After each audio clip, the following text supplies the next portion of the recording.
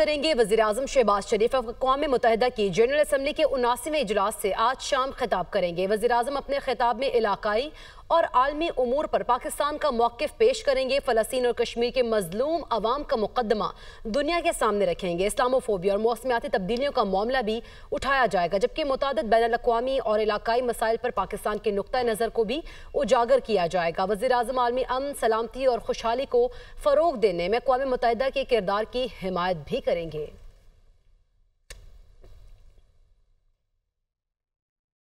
वज़ीर-ए-आज़म शहबाज शरीफ ने general assembly इजलास से पहले सरबराहान मुमलिकत ने मुलाकातें की। उन्होंने अमरीका पाकिस्तान बिजनेस काउंसिल के वफ़द से भी खिताब किया है। इराक़ी वज़ीर-ए-आज़म मोहम्मद शिया अल सौदानी से मुलाकात की। दोनों रहनुमाओं ने दो तरफ़ा ताल्लुकात का दायरा कार मज़ीद वसी करने पर इत्तेफाक किया। उन्होंने गज़ा में जारी इसराइली कत्ल आम पर तशवीश का इजहार किया। शहबाज शरीफ ने इसराइल को फ़लस्तीनियों की नस्ल कुशी का जिम्मेदार ठहराने के मुतालबे का अयादा किया।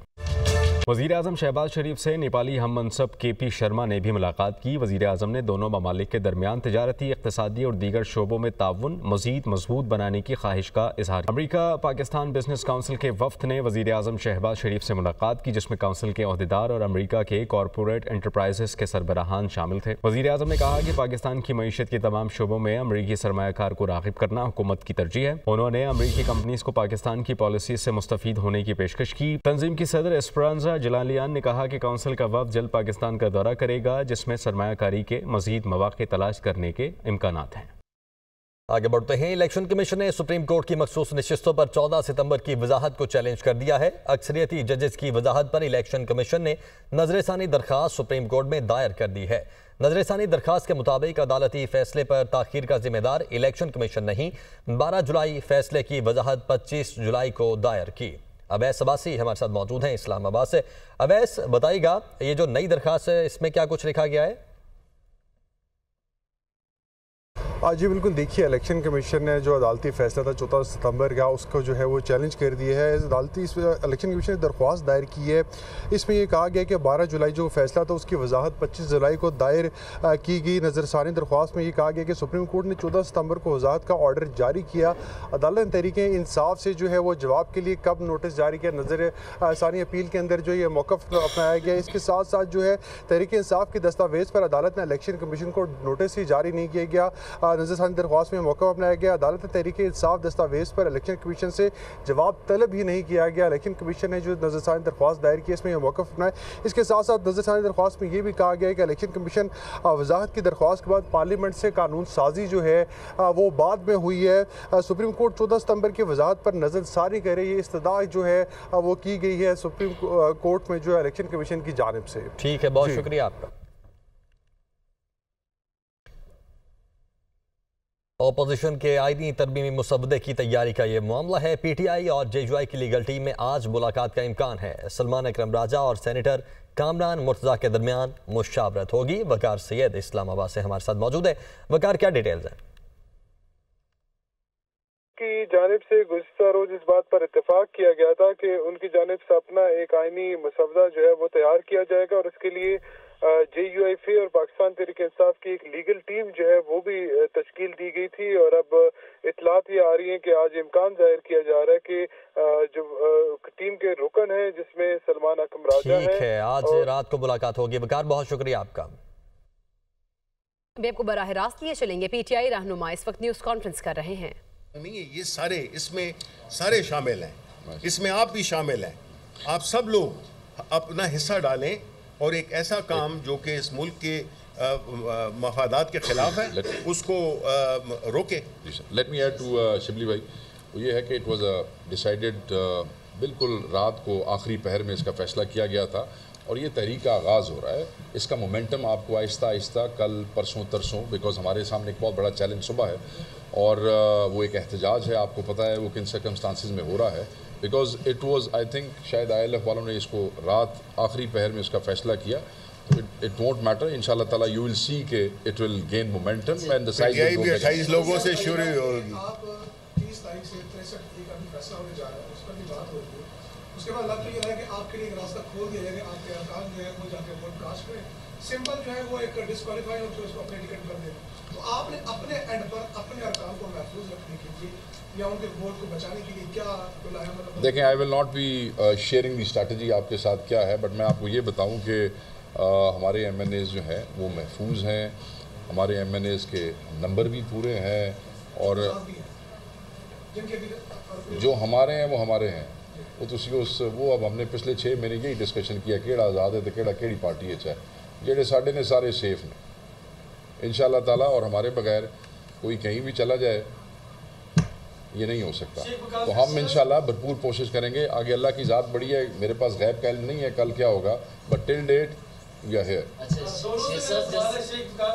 सर टिका खान साहब, ये बताइएगा कि क्या आप भी कोई आईनी तरमीम अपने तौर पे JUI के साथ मिलके no, there is no joint मुसवदा, जिसकी कल खबरें चल रही थी सोशल मीडिया में। ऐसी कोई बात नहीं है। जो डिस्कशन जो कामरान मुर्तज़ा साहब और हमारे सेक्रेटरी जनरल साहब के दरमियान होगी, they will be discussing options, but no joint new agenda और मुसवदा, नथिंग। शिबली साहब, Haider Shirazi, Geo News, just a comment and then question. Comment ये कि आपने कहा वकला के हवाले से उनकी कोशिशें हैं, यकीनन वकला जो हैं वो कोशिश करते करते पार्टी चेयरमैन या सेक्रेटरी जनरल बन गए, लेकिन मौक़िल अभी भी कैद में है, ये राय अवाम में पाई जाती है। लेकिन क्वेश्चन ये है कि आपकी और अपोजिशन में मौलाना फजलुर रहमान की पार्टी है, 175 और 220 के हवाले से सुप्रीम कोर्ट की जो जजेस की अपॉइंटमेंट और इलेक्शन कमिश्नर की अपॉइंटमेंट और मेंबर्स की अपॉइंटमेंट पे असद कैसर साहब ने अमेंडमेंट दी हुई है। 184 की अमेंडमेंट नूर आलम खान ने दी है, जिसके हवाले से तौहीन अदालत की नूर आलम खान ने दी हुई है। यानी अपोजिशन की तरफ से भी वो चीज़ें आ रही हैं कि अपना इनपुट है। तो हम ये समझें कि हुकूमत का की जो आईनी तरामीम है वो गलत, आपकी होंगी तो वो दुरुस्त, इसमें वाज़े कैसे करें? तशरीह नूर आलम को भी सपोर्ट नहीं कर रहे। देखें, पहली बात तो ये है कि आईनी तरामीम करना पार्लियामान का इस्तेहकाक है, कर सकते हैं, गवर्नमेंट भी कर सकती है और प्राइवेट मेंबर भी कर सकते हैं। तो जो तरामीम जो मसलन आप कह रहे हैं कि असद कैसर साहब ने जो दी है वो उसको भी काफ़ी 3-4 महीने से ज़्यादा हो गए हैं, वो एज अ प्राइवेट मेंबर की है उन्होंने। सेकंड बात ये है कि इस्लामाबाद में 1 घंटे के दौरान 60 मिलीमीटर से जायद होने वाली बारिश ने आवाम को मुश्किल में डाल दिया है। पानी का निकास न होने से सड़कें और नशेबी इलाके ज़ेर-ए-आब आ गए हैं। इसी हवाले से मज़ीद बता रहे हैं बिलाल अहमद।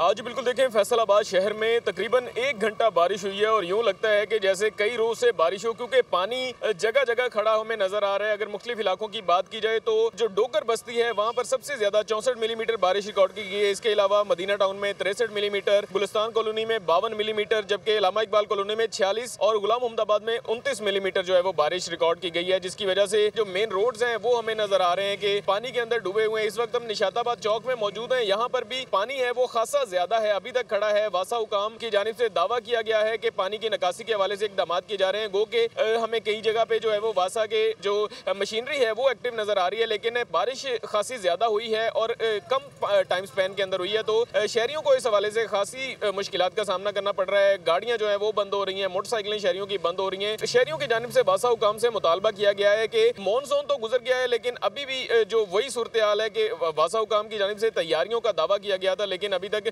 उसकी जो हकीकत हाल में उसकी इम्प्लीमेंटेशन है वो हमें शहर के अंदर नजर नहीं आ रही। जी, शहरी लाहौर में बारिश बरसने से मौसम खुशगवार हो गया है। जेल रोड, मॉडल टाउन और दीगर इलाकों में बारिश बरसने से दर्ज हरारत में वाज़े कमी हुई है। कम से कम दर्ज हरारत 24 जबकि ज़्यादा से ज़्यादा 34 डिग्री सेंटीग्रेड तक जाने का इम्कान है। शहर में आज और कल वक्फे वक्फे से बारिश का सिलसिला भी जारी रहेगा। मज़ीद बताएंगे हमारे नुमाइंदे उसामा गौरी। शहर लाहौर के मौसम की बात की जाए तो आज सुबह सवेरे से ही सूरज और बादलों की आंख मचोली का सिलसिला जारी है और इस वक्त भी शहर लाहौर में ठंडी हवाएं चलने का सिलसिला जारी है। आज शहर लाहौर के मुख्तलिफ इलाकों में कहीं हल्की कहीं तेज़ बारिश रिकॉर्ड की गई थी। महकमा मौसमियात के मुताबिक बारिशों का यही सिलसिला 2 दिन तक जारी रहेगा, जिसकी वजह से गर्मी और हब्स का जोर टूट जाएगा और इसीलिए गर्मी और हब्स का जोर टूटने की वजह से शहर लाहौर के बासियों के चेहरे भी खुशी से खिल उठे हैं, क्योंकि गुज़श्ता दिनों से गर्मी की शिद्दत में दिन ब दिन इजाफा ही रिकॉर्ड किया जा रहा था। बारिशों की वजह से वासा समेत दीगर इंतजामी इदारों ने भी अपनी तैयारी मुकम्मल कर ली है। है। PDMA ने भी अलर्ट जारी किया है ताकि किसी भी नागहानी सूरत हाल से निपटने के लिए वक्त पर ही इंतजामात मुकम्मल कर लिए जाएँ। जबकि शहर लाहौर में आज कम से कम दर्जा हरारत 24 डिग्री सेंटीग्रेड जबकि ज़्यादा से ज़्यादा 34 डिग्री सेंटीग्रेड तक जाने का इम्कान है। ठंडी हवाएं चलने का सिलसिला जारी है और शहर लाहौर के उफक पर सूरज और बादलों की आंख मचोली का सिलसिला भी जारी है।